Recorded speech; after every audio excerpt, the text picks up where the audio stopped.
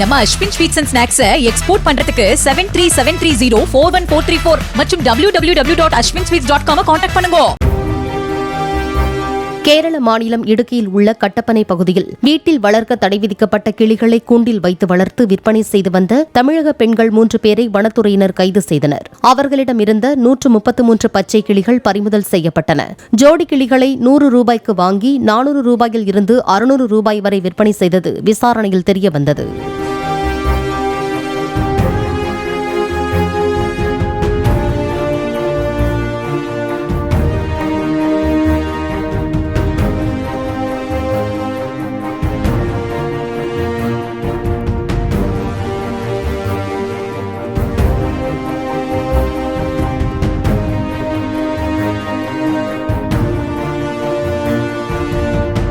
நம்ம Ashwin sweets and snacks export பண்றதுக்கு 7373041434 மற்றும் www.ashwinsweets.com கான்டாக்ட் பண்ணுங்க.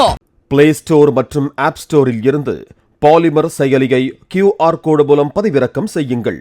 செய்திகளை உடனுக்குடன் பெறுங்கள்.